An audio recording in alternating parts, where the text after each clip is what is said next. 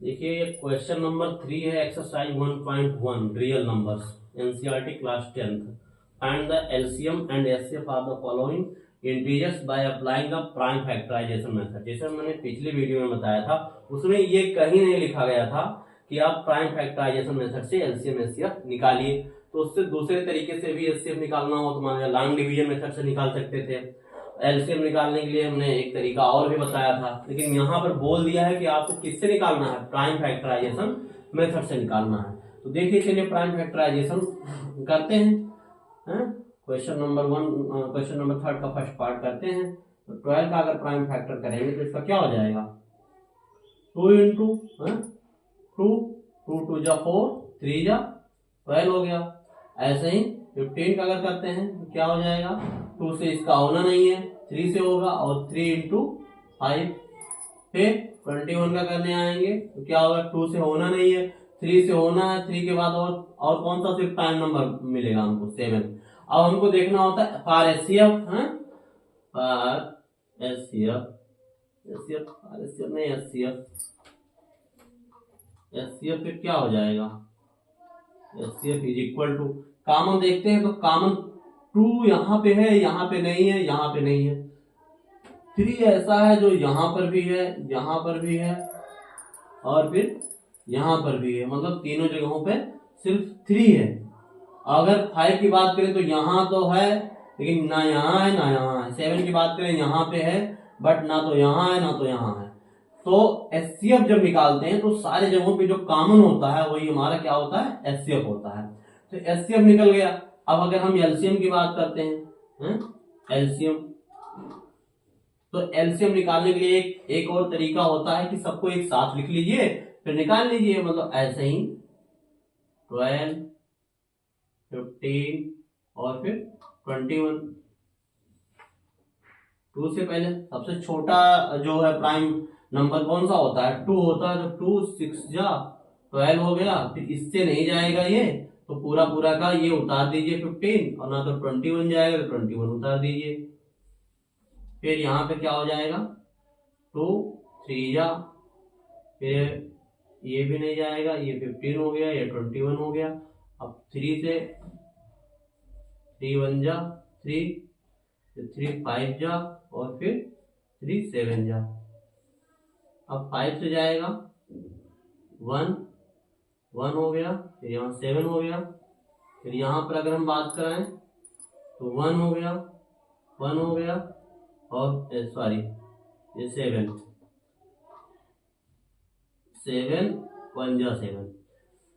तो एलसीएम जो हमारा निकलेगा वो क्या निकलेगा, 2 इंटू 2 इंटू 3 इंटू 5 इंटू 7। अगर मल्टीप्लाई करा ले तो क्या हो जाएगा, 2 2 जा 4 4 3 जा 12 12 5 जा 60, और फिर 60 इंटू 7 यानी 420। एलसीएम कितना निकल आया हमारा, 420 आ गया। बस ये निकल गया, ये क्वेश्चन नंबर 1 हमारा सॉल्व हो गया। एलसीएम कितना आया, 420 आ गया, और एचसीएफ कितना आ गया, 3 आ गया। और ऐसे ही अगर इस वाले सेकंड पार्ट की अगर हम बात करें तो सेकंड पार्ट की अगर हम करने आते हैं तो 17 हमको दिख ही रहा है कि 17 क्या है, प्राइम नंबर होता है। जैसे कुछ प्राइम नंबर आपको याद ही होने चाहिए कि देखते ही आप समझ जाए, 2 3 5 7 11, फिर 13, फिर 17, फिर 19 23 29 31। ऐसा ही ऐसे प्राइम नंबर आपको याद होने चाहिए, ताकि अगर ये दिख जाए तो आप समझ जाएं सिर्फ इसका इटसेल्फ मतलब खुद फैक्टर होगा इसका, और 1 होगा। सिर्फ 2 ही फैक्टर होते हैं प्राइम नंबर के। तो 17 की अगर हम बात करें, 17 का अगर प्राइम फैक्टराइजेशन करते हैं तो 1 इंटू क्या हो जाएगा, 17 हो जाएगा। ऐसे ही 23 का अगर करने आते हैं तो 1 इंटू क्या हो जाएगा, यह भी एक प्राइम नंबर है, 1 इंटू 23 हो जाएगा। फिर 29 भी क्या है, एक प्राइम नंबर है, 29 भी प्राइम नंबर है, तो क्या हो जाएगा, 1 into 29। So HCF is equal to 1। इसका एचसीएफ क्या होगा, 1 होगा।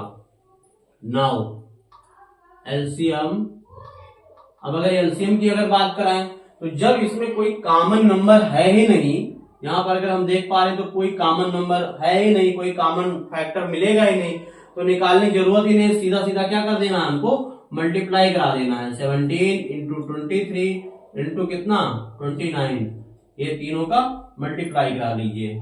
जो मल्टीप्लाई कराने के बाद जो आएगा वही हमारा क्या हो जाएगा, एलसीएम हो जाएगा। अगर हम बात करें तो 17 51 एक हो गया, 5 हो गया, 17 दूना 34 और 5 39, 391 गुणे 29, ये करा लीजिए। 391 गुणे 29 मान लीजिए गुणा कराना है, 9 9 81 1 8 9 3 27 8 35 और 2 91 में 2 2 9 18 8 1 2 3 6 और 1 7 9 2 1 3 8 5 13 3 1 7 3 10 और 1 11 11 339, ये आ गया हमारा एलसीएम। इसी तरीके से तीसरा वाला पार्ट भी हो जाएगा। हमें लगता है जो ये दोनों पार्ट समझ गया होगा वो तीसरा पार्ट कर ले जाएगा, ये और आसानी है।